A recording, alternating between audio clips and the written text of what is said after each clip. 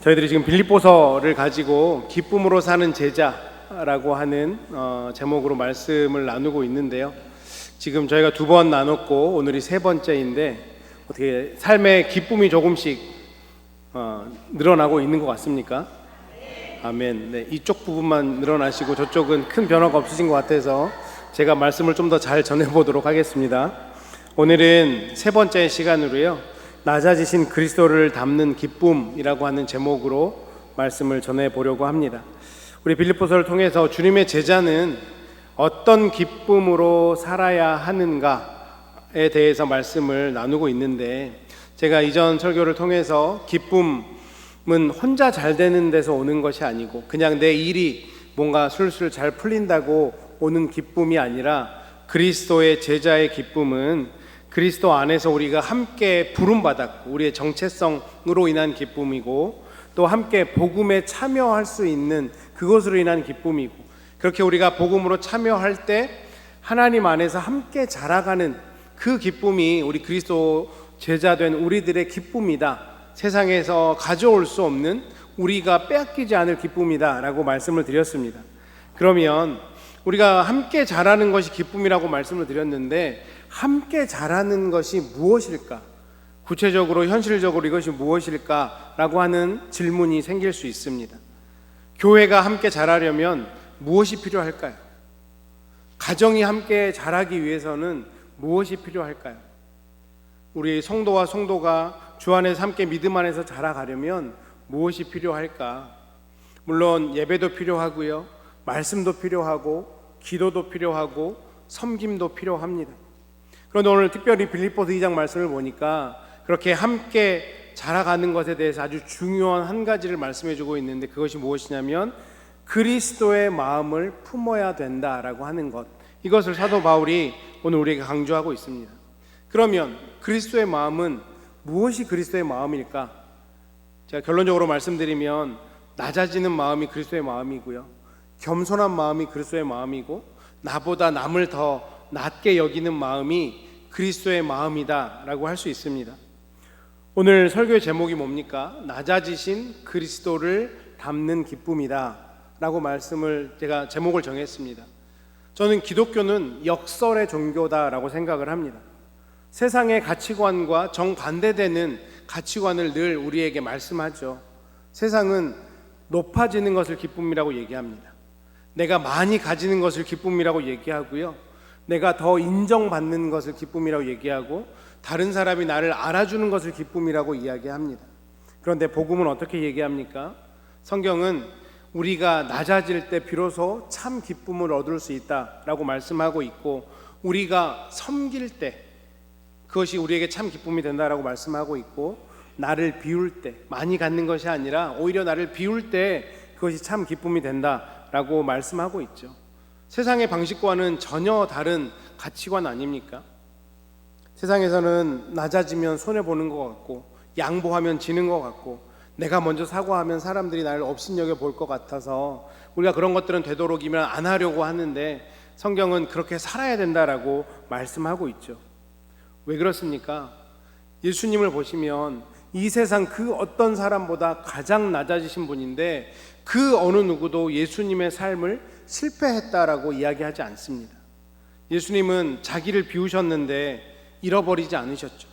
십자가까지 순종하셨는데 하나님은 그를 지극히 높여주셨다라고 말씀하고 있습니다. 오늘 말씀을 통해서 우리가 붙들어야 될 은혜는 바로 이것이죠. 그리스도의 기쁨은 높아지는 데서 오는 것이 아니라 낮아지신 그리스도를 닮아가는 데서 진정한 기쁨이 온다라고 하는 것입니다. 그러면 우리가 어떻게 그렇게 낮아지신 예수 그리스도를 닮을 수 있을까? 여기에 대해서 3가지만 함께 살펴보고 또 이 말씀을 붙잡고 우리가 함께 살아봤으면 좋겠습니다. 첫 번째, 그리스도를 닮는 기쁨은 한 마음으로 우리가 사랑할 때 그 그리스도를 닮는 낮아지는 기쁨이 시작된다라고 하는 것입니다. 오늘 본문 1절과 2절을 다시 한번 보시면, 그러므로 그리스도 안에 무슨 권면이나 사랑의 무슨 위로나 성령의 무슨 교제나 긍휼이나 자비가 있거든 마음을 같이하여 같은 사랑을 가지고 뜻을 합하며 한 마음을 품어 나의 기쁨을 충만하게 하라라고 말씀합니다. 지금 사도 바울이 빌립보 교인들에게 무엇을 얘기합니까? 마음을 같이해라, 사랑을 가져라, 뜻을 합해라, 한 마음을 품어야 된다라고 빌립보 교인들에게 말씀하고 있죠. 이것을 그냥 한마디로 바꿔보면 공동체의 하나됨에 대해서 사도 바울이 지금 이야기하고 있습니다. 그런데 우리가 이 하나됨에 관해서 이야기할 때 한 가지 오해하지 말아야 될 것이 있는데, 그것은 무엇이냐면 하나됨이라고 하는 것은 우리 모두가 똑같아지는 것을 의미하는 것이 아니다라고 하는 거죠. 사실 우리가 지금 여기에 이렇게 함께 모여 있지만 아마 한 명도 같은 사람은 없을 겁니다. 모양도 다르고요, 생각도 다르고 가치관도 다르고 살아오셨던 삶의 어떤 여정들도 다 다를 것입니다. 어떤 분들은 저처럼 말이 빠른 사람도 있을 거고, 어떤 분들은 말이 느린 사람도 있을 거예요. 어떤 사람들은 일을 할 때 빨리빨리 처리해야 마음이 편한 사람도 있고, 어떤 분들은 천천히 생각하고 결정해야 마음이 편한 분들도 있을 겁니다. 교회에서 일을 해보면 어떤 분들은 일단 빨리 진행해 봅시다, 진행해 보고 뭔가 결과가 나왔을 때 수정할 수 있는 부분 수정합시다, 이렇게 얘기하는 분들이 있고요. 어떤 분들은 잠깐만 우리가 좀 더 기도해 보고 신중하게 결정합시다 라고 이야기하시는 분들도 있어요. 어느 누가 틀렸다라고 얘기하기 힘들죠. 특별히 우리가 속해 있는 이 이민교회 안에는 더 다양한 차이가 있습니다. 우리가 한국에서 살아온 연수의 숫자와 미국에서 살아온 연수의 숫자가 다르기 때문에 어떤 분들은 한국 생활이 여전히 더 익숙한 분들이 있고, 어떤 분들은 미국 생활이 더 익숙한 분들이 있습니다. 한국적인 정서가 편한 분들이 있고, 어떤 분들은 미국적인 소통 방식이 편한 분들도 있어요. 그래서 어떤 사람들은 우리 예배가 전통적이어야 은혜가 된다라고 얘기하시는 분들도 있고, 어떤 분들은 컨템포러리 예배도 이제는 더 필요하다, 또 현대적인 예배가 더 필요하다라고 이야기하시는 분들도 있습니다. 당연히 이런 생각의 차이가 있을 수 있어요. 그런데 중요한 것은 무엇입니까? 이 차이가 있을 때 우리가 어떤 마음을 품느냐, 이것이 그 공동체의 건강을 결정하는, 그 공동체가 아주 건강하게 서갈 수 있는 중요한 요소다라고 할 수 있는 거죠. 사도 바울이 1절에서 무엇을 얘기합니까? 그리스도 안에 권면이 있지 않느냐, 사랑의 위로가 있지 않느냐, 성령의 무슨 교제가 있지 않느냐, 긍휼과 자비가 있지 않느냐라고 이야기하고 있어요. 이게 쉬운 말로 하면 이런 뜻이에요. 너희가 진짜 예수 그리스도 안에서 은혜를 받았냐, 하나님의 사랑으로 위로를 받았냐, 정말 너희가 성령 안에서 한 가족이 되었느냐, 그러면 이제 그 은혜를, 그 받은 위로와 사랑을 우리의 삶 속에서 나타내라 라고 사도 바울이 말씀하고 있는 거죠. 교회라고 하는 곳은 똑같은 생각을 가지면서 차이가 없는 곳이 아닙니다. 교회는요, 차이가 있지만 그리스도의 사랑으로 서로를 이해하고 용납해주고 품어주는 곳이 교회인 거죠. 우리가 여기 1절에 나오는 교제라고 하는 단어, 우리가 이전 말씀에도 살펴보았는데 코이노니아라고 하는 이 단어는 그냥 우리가 교회 안에서 내 성향이 맞는 사람끼리, 내 생각이 맞고 취향이 맞는 사람끼리 모여서 즐거운 상태가 이 코이노니아가 아니고요, 성령께서 우리가 각자 다름에도 불구하고 하나로 묶으셔서 깊은 사귐이 있는 상태, 이것을 코이노니아, 성령의 교제다라고 이야기하는 거예요. 나와 다른데 하나 될 수 있다라고 하는 것, 그렇게 성령님이 하나로 묶어주신 것, 이것이 성경이 얘기하는 교제다라고 하는 거죠. 오늘 사도 바울이 얘기하는 이 하나됨, 공동체의 하나됨은 결코 저절로 되는 게 아닙니다. 가정을 한번 생각해 볼까요? 우리 가정은 그냥 저절로 놔두면 하나가 됩니까? 그래도 우리가 배우자를 사랑해서 결혼을 했고 이 사람하고 평생 행복하게 살아야겠다 생각했기 때문에 가정은 그냥 놔두면 행복해지시던가요? 부부간에도 부모와 자녀간에도 서로 이해하고 참아주고 인정해줘야 그 가정이 하나 되지 않습니까? 하물며 가정도 그런데 교회가 저절로 하나 될 수는 결코 없는 것입니다. 혹시 집에 백야드가 있으신 분들은 집에 잔디 관리해줘야 되잖아요. 그냥 놔두면 어떻게 됩니까? 거기는 그냥 아름다운 백야드가 아니라 뭐 완전히 숲풀이 천지가 되는, 그래서 나중에 씨리에 경고도 먹고 그렇지 않습니까? 집에 냉장고 가만히 두면 정리가 잘 되던가요? 어느 순간 보면 이걸 내가 먹었어라고 하는 반찬이 저 뒤에서 나오지 않나요? 김치가 언제적 김치인지도 모르겠는데 김치는 무조건 남겨놔야 된다 해서 우리의 신앙의 연수보다 더 오래된 김치를 갖고 있지 않습니까? 정리 안 하면 그 어떤 것도 자연스럽게 그렇게 정리가 되지 않는다는 거죠. 하나됨이라고 하는 것도 그냥 유지가 되는 게 아니에요. 하나됨은 하나님이 주신 은혜 안에서 계속 가꾸어 가야 하나됨을 유지할 수 있다라고 하는 거죠. 그래서 사도 바울이 강조하는 게 무엇입니까? 한 마음을 품어야 된다라고 우리에게 말씀하고 있는 거예요. 여기서 사도 바울이 한 의견이라고 하지 않았고요, 한 마음이라고 했습니다. 교회 모든 사람들이 앞에서 말씀드렸던 것처럼 한 가지 의견을 가질 수는 없죠. 그런데 우리는 같은 마음을 가질 수는 있습니다. 무슨 마음입니까? 그리스도 예수의 마음. 그 마음을 우리가 가질 수 있으면 생각이 달라도 의견이 달라도 우리는 하나 될 수 있다라고 성경은 말씀하고 있습니다. 그러기에 우리가 교회 공동체로서 어떤 것들을 결정하며 나아갈 때 내가 원하는 것이 무엇인가 이것을 묻는 것이 아니라 그리스도께서 기뻐하는 것이 무엇인가를 물어야 할 수 있다라고 하는 거죠.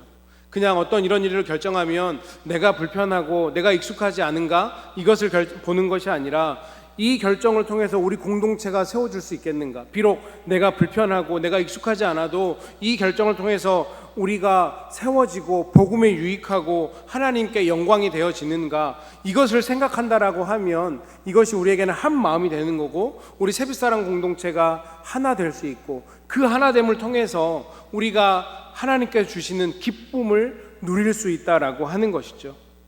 사랑하는 성도님 여러분, 우리가 하나 되어 갈 때 그리스도를 닮는 기쁨이 시작된다고 생각을 합니다. 나 혼자 은혜 받는 것이 아니고요, 우리 공동체가 한 마음으로 주님을 함께 바라보는 것, 이것이 하나님이 믿음의 공동체를 통해서 우리에게 주시고자 하는 기쁨의 모습이다라고 하는 겁니다. 부부 사이도 잘 보면 그런 것 같아요. 서로의 다른 점이 너무 잘 보이지 않습니까? 처음에는 장점으로 보였던 것들이 살다 보니까 단점으로 보여지는 것 같습니다. 처음에는 참 이 사람 꼼꼼해서 참 좋다 생각했던 게 어느 순간 시간이 지나고 났더니 아이고 왜 이렇게 이 사람 잔소리를 많이 하는지 모르겠다, 귀찮아 죽겠다, 더 이상 듣기 싫어 죽겠다, 아 이 사람 참 품이 넓다, 참 여유가 있는 사람이다 라고 생각했는데 시간이 지나 보니 아 저 사람 왜 이렇게 게으르지, 저 사람 왜 이렇게 굼뜨지, 이게 자연스럽게 두면 우리가 보여지는 상황이라는 거죠. 그런데 그럴 때 어떻게 해야 된다고요? 우리가 한 마음이 되어야 하는 것입니다. 그리스도께서 나에게 베풀어 주신 그 은혜들을 기억하면서 한 마음으로 한 방향을 바라볼 수 있고 이해해 주고 용납해 주고 그렇게 우리의 백야들을 갖고 가듯이 갖고 가야 된다라고 하는 것입니다.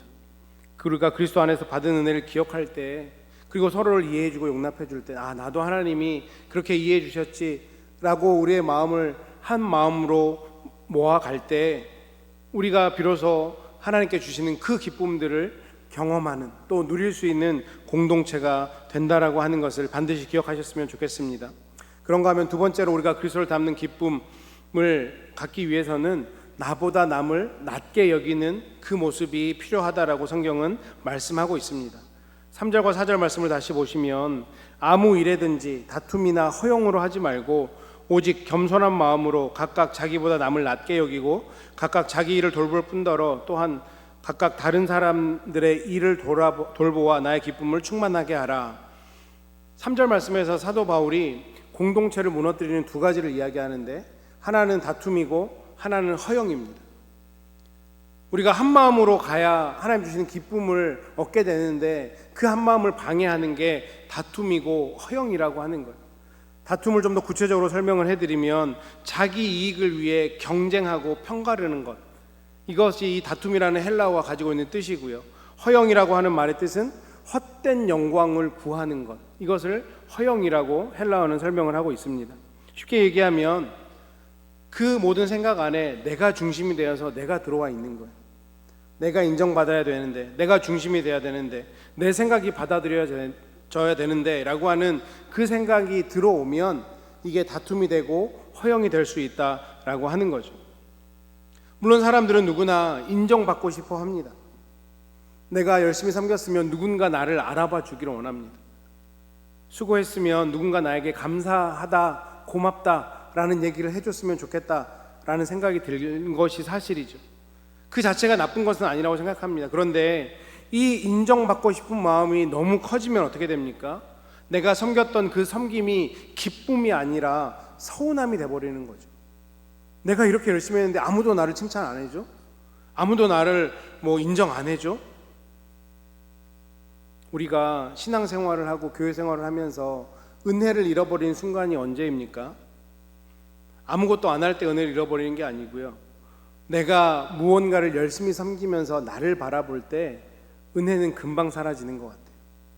내가 하나님을 위해서 열심히 이 교회를 섬깁니다, 하나님 나라를 섬깁니다 하는데 자꾸 뭔가 내가 주목받아야 되는 거 아닌가? 누군가 그래도 나한테 고맙다고 한마디는 해줘야 되는 것 아닌가? 당신 참 열심히 합니다, 믿음이 좋습니다, 이 한마디 해줘야 되는 것 아닌가라는 그 생각이 내 안에 움틀 때, 그때 우리의 은혜는 다 도망갈 수밖에 없다라고 하는 거죠. 오늘 사도 바울이 어떻게 얘기합니까? 오직 겸손한 마음으로 각각 자기보다 남을 낮게 여겨야 된다라고 말씀합니다.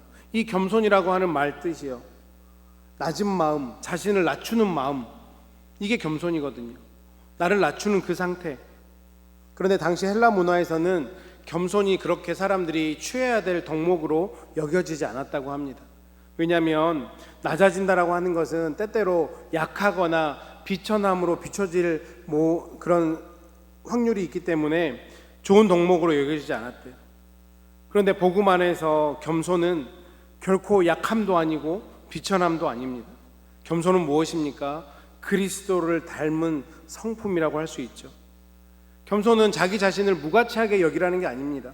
나는 아무것도 아니야, 나는 아무 쓸모도 없어, 이렇게 얘기하는 게 겸손이 아니고요, 참된 겸손은 하나님 앞에서 나의 모습을 바르게 알고 다른 사람을 귀하게 여길 줄 아는 것, 이것이 성경이 얘기하는 참된 겸손이라고 하는 거죠.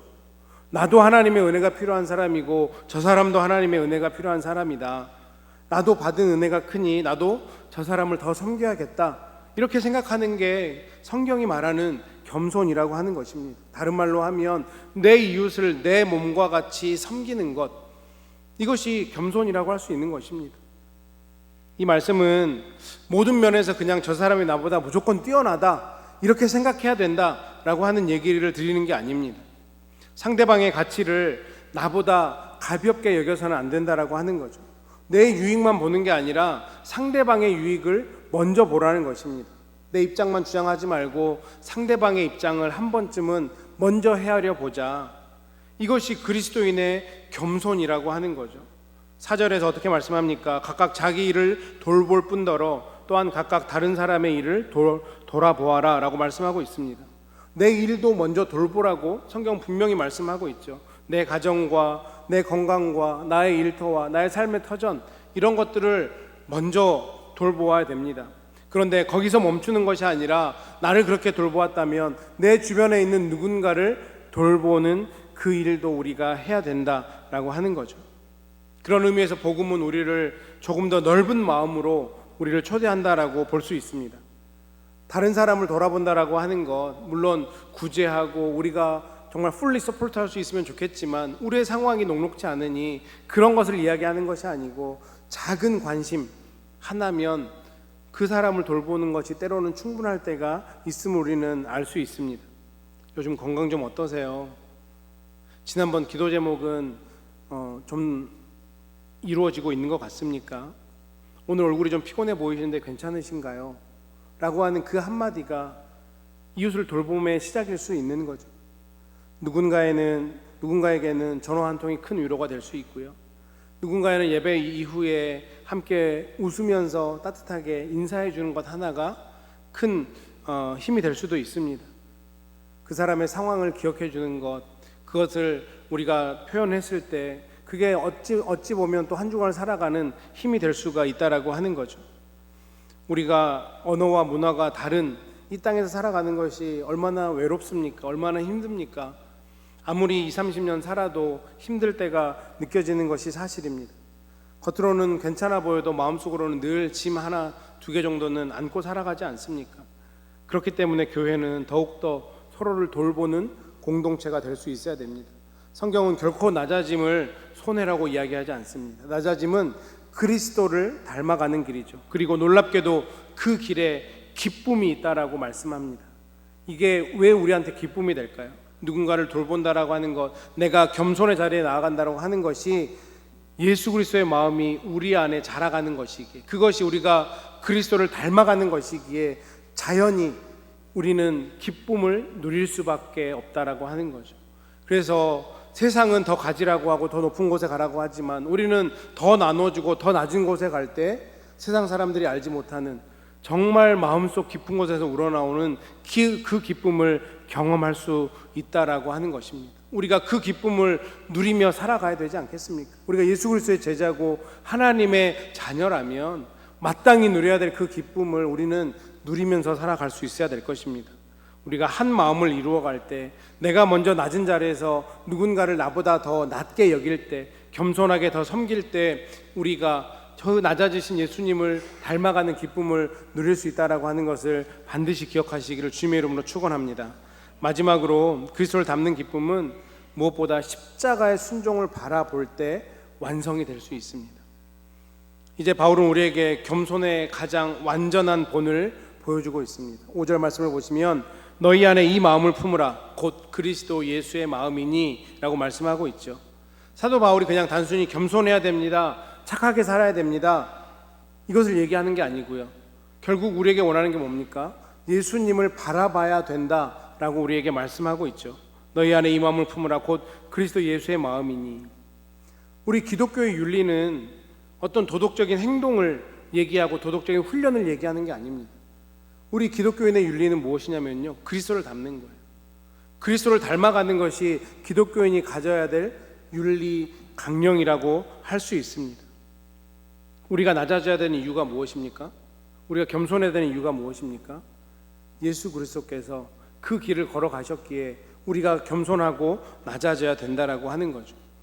오늘 본문 6절부터 8절까지 아마 수백 번 들어보셨을 텐데요, 예수 그리스도의 낮아지심을 정말 깊이 보여주는 아주 중요한 말씀이라고 할 수 있습니다. 그는 근본 하나님의 본체시나 하나님과 동등됨을 취할 것으로 여기지 아니하시고 오히려 자기를 비워 종의 형체를 가지사 사람과 같이 되셨고 사람으로 나타나사 자기를 낮추시고 죽기까지 복종하셨으니 곧 십자가에 죽으심이라. 초대교회는 이것을 보고 가장 깊은 그리스도의 찬가라고 하면서 그들끼리 이 말씀을 주고받았다라고 합니다. 예수님이 어떻게 우리를 위해 이 땅에 오셨는지, 어떤 일을 하셨는지 너무 명확하게 보여주기 때문이죠. 제가 한 가지 부탁드리고 싶은 것은 이 6절부터 8절까지의 말씀을 이번 한 주간 한번 암송해 보셨으면 좋겠습니다. 얼마나 중요하고 얼마나 감사한 말씀입니까?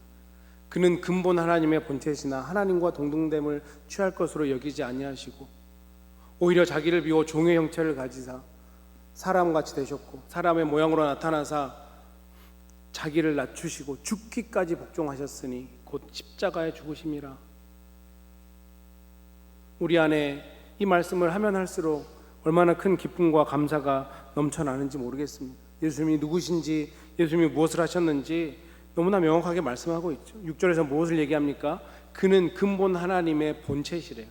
본체라고 하는 이 단어, 겉모양만 같은 것이 아니고요, 안에 성질까지 똑같다, 본질적인 성품이 다 같다라고 하는 그런 단어입니다. 예수님은 그냥 단순히 훌륭한 선생이 아니었다라는 거죠. 예수님은 하나님이었다라고 말씀하고 있습니다. 그런데 그 하나님이 어떻게 하셨다고요? 하나님과 동등됨을 취할 것으로 여기지 않았다. 취할 것이라고 하는 이 표현은 자기 유익을 위해 움켜쥐는다라고 하는 뜻이 있거든요. 예수님이 어떻게 하신 겁니까? 하나님과 동등한 신분이라는 것을 자기 권리로 움켜쥐고 앉아있지 않았다라고 그것을 지금 말씀하고 있는 거예요. 우리를 구원하기 위해 낮아지셨다라고 말씀하고 있는 거죠. 7절에서 무엇을 얘기합니까? 오히려 자기를 비워 종의 형체를 가지사 사람들과 같이 되셨다. 여기서 자기를 비워라고 하는 이 말은 하나님 되심을 버렸다는 뜻이 아니에요. 여전히 하나님이신데 그가 낮은 자리까지 오셨다라고 하는 거거든요. 창조주이신데 피조물의 자리에 온 겁니다. 주인인데 종의 자리에 온 거예요. 영광의 주님이 낮고 천한 사람의 몸을 입었다라고 하는 겁니다. 그 하나님과 동등됨을 버리지 않고 있는 그대로 이 땅 가운데 오셨다.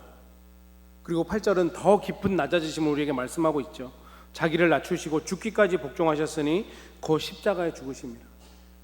하나님이 사람의 몸을 입고 이 땅에 온 것도 충분히 낮아진 건데 그 낮아짐의 끝이 어디입니까?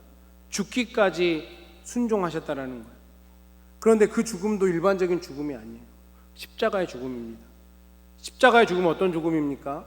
가장 수치스럽고 가장 고통스러운 죽음입니다. 주님이 그렇게 낮아지신 거. 왜요? 저와 여러분을 위해서. 우리가 하나님의 백성으로 살아갈 때 하나님의 백성이라는 그 기쁨을 누리게 하기 위해서 주님이 낮아지셨다라고 하는 겁니다. 이것이 복음 아니겠습니까? 우리가 하나님께 나아간 게 아니고 하나님이 우리를 찾아오셨습니다. 죄인된 우리, 죽어 마땅한 우리를 하나님의 백성 삼아 주셨다라고 하는 거예요. 주님이 우리를 먼저 사랑하셨어요. 너무 감사하지 않습니까? 나는 사랑받을 만한 아무런 조건이 없는데 오히려 미움받아야 되고 벌받아야 되는데 그런 우리를 주님이 그냥 사랑해 주신 게 아니고 자기의 모든 권리를 다 내려놓고 가장 낮은 자리, 가장 천한 자리, 가장 비참한 자리로 내려오셔서 우리를 사랑해 주셨다라고 하는 거예요. 그 겸손을 보여주셨다라고 하는 겁니다. 그러기에 그리스도인의 겸손은 자기 훈련이나 자기 수양에서 나오는 게 아니고요. 그리스도를 닮아갈 때, 십자가를 바라볼 때 그리스도인의 겸손이 나올 수 있다라고 합니다. 그 어떤 사람이 십자가 앞에서 교만할 수 있겠습니까? 그 어떤 사람이 십자가 앞에서 자랑할 수 있겠습니까? 하나님, 내가 이만큼 섬겼는데요. 하나님, 내가 이렇게 주님 일을 했는데요. 십자가 앞에서 할 수 있는 말이 한마디도 없다라고 하는 거죠. 십자가 앞에 서면 내가 붙들고 있던 권리도 자존심도 다 내려놓을 수밖에 없는 거예요. 그러니 우리는 십자가를 바라보고 살아가야 되는 것입니다. 오늘 9절부터 11절까지는 그렇게 낮아지신 예수님을 어떻게 높여주셨는지 말씀하고 있습니다. 이러므로 하나님이 그를 지극히 높여 모든 이름에 뛰어난 이름을 주사 하늘에 있는 자들과 땅에 있는 자들과 땅 아래에 있는 자들로 모든 무릎을 예수 이름에 꿇게 하시고 모든 입으로 예수 그리스도를 주라 시인하며 하나님 아버지께 영광을 돌리게 하셨느니라. 예수님은요, 스스로 높아지려고 하지 않으셨어요. 끝까지 낮아지셨는데 우리 아버지가, 하나님이 그를 지극히 높여주셨다고 합니다. 이게 하나님의 나라의 방법입니다. 하나님의 나라의 원리예요. 우리는 하나님께 쓰임 받고도 우리가 할 수 있는 말은 무엇입니까? 주님, 저는 무익한 종입니다. 하나님, 더 드려야 되는데, 더 섬겨야 되는데 더 못해서 죄송할 따름입니다 라고 고백할 때 그렇게 낮은 자리에, 겸손의 자리에 있는 우리들을 주님이 손잡아 주시고 일으켜 세워 주시고 예수님처럼 지극히 높여 주신다라고 하는 거죠. 이것이 하나님 나라의 방법입니다. 우리가 이 방법으로 살아가면 하나님께서 주시는 놀라운 기쁨이 우리 삶 가운데 날마다 넘친다라고 하는 거죠. 우리 기독교인들에게 낮아짐은 실패가 아닙니다. 낮아짐은요, 하나님의 영광으로 가는 지름길이라고 하는 사실을 잊지 않으셨으면 좋겠습니다. 이제 말씀을 맺겠습니다. 이번 한 주간 우리가 정말 낮아지는 그리스도를 닮는 기쁨을 만끽하고 싶으시다면, 경험해보고 싶으시다면 먼저는 내가 뭔가 주장하고 싶은 자리에서 한번 멈춰보십시오. 가정에서, 일터에서 내 생각이 맞다고 느껴질 때가 있을 거예요. 물론 그 생각이 맞을 수도 있습니다. 그런데 맞는 말 하는 것보다 더 중요한 게 무엇입니까? 그리스도의 마음으로 내가 말하고 있는가, 이것을 점검해 보셔야 돼요. 이번 주에 뭔가 내가 말하고 주장하기 전에 한번 멈춰서 보십시오. 그리고 생각을 해 보십시오. 이 말이 상대를 세우는 말인가? 이 말이 공동체를 세우는 말인가? 이 말 안에 예수님의 마음이 있는가? 어떤 면에서 보면 말을 줄이는 것도요, 겸손의 훈련입니다. 아마 우리 성도님들은 저보다 더 오랜 세월을 살아오셨기에 충분히 공감할 거라고 생각하는데, 나이가 들수록 말이 많아지지 않나요? 아니십니까? 왜 말이 많아질까 제가 곰곰이 생각을 해봤더니 경험이 많아져서 그런 것 같아요. 내가 경험한 것들이 많으니까 이게 맞다라고 생각해서 자꾸 말하는 거죠. 그런데 경험이 많을수록 우리 크리스찬은 말이 많이 나오는 게 아니라 사랑이 더 많이 나왔으면 좋겠습니다. 내가 하고 싶은 말, 맞는 말이라고 할지라도 공동체를 세우는 말로, 정말 그리스도의 마음이 있는 말로 우리가 권면할 수 있어야 되는 거죠. 두 번째로, 이번 한 주간 동안 누군가를 나보다 더 귀하게 한번 여겨보십시오. 마음으로만 그냥 사랑합니다 말하는 것이 아니라 작은 행동으로 그 사랑을 한번 표현해 보십시오. 먼저 인사하고, 먼저 안부를 묻고, 먼저 전화 한 통을 하고, 필요한 일이 있다면 먼저 사과도 해보고요, 먼저 양보하고, 먼저 기도해 보십시오. 이것이 누군가를 나보다 낮게 여기는 거라고 할 수 있습니다. 마지막으로 십자가를 바라보면서 내 자존심 하나쯤은 내려놔 보셨으면 좋겠습니다. 이거는 내가 양보 못해, 이거는 안 돼 라고 생각하는 것, 우리 주님이 죽기까지 복종하셨다잖아요. 그 수치스러운 자리, 고통의 자리, 십자가의 자리까지 나아가셨다면 내 자존심 정도는 내려놓을 수 있지 않을까요? 하나님을 위해서. 우리에게 낮아짐은 결코 패배가 아닙니다. 이 낮아짐은 그리스도를 닮아가는 길이에요. 그러기에 낮아짐은 우리에게 기쁨이 될 수 있습니다. 이번 한 주간 우리가 그렇게 낮아진 모습으로 그리스도를 닮아갔으면 좋겠습니다. 그리고 우리 세빛사랑교회가 그런 공동체가 되었으면 좋겠습니다. 내가 높아지는 교회가 아니라 그리스도가 높아지는 교회, 내 뜻이 관철되는 교회가 아니라 하나님의 뜻이 세워지는 교회, 내 자랑이 많은 교회가 아니라 십자가의 은혜가 많은 교회, 우리가 이런 공동체를 이루며 나아갈 때 하나님께서 우리 가운데 더 많은 영혼들을 보내주실 것이고 더 많은 일들을 우리를 통해서 하실 것을 믿습니다. 우리가 이번 한 주간 그렇게 그리스도 예수의 마음을 닮아가고 정말 겸손의 자리, 낮은 자리에 나아가서 정말 그리스도를 닮아갈 때 얻는 기쁨을 마음껏 누리시고 다음 주일에 이곳에 와서 그 기쁨으로 하나님을 예배하는 저와 여러분 되시기를 주님의 이름으로 축원합니다.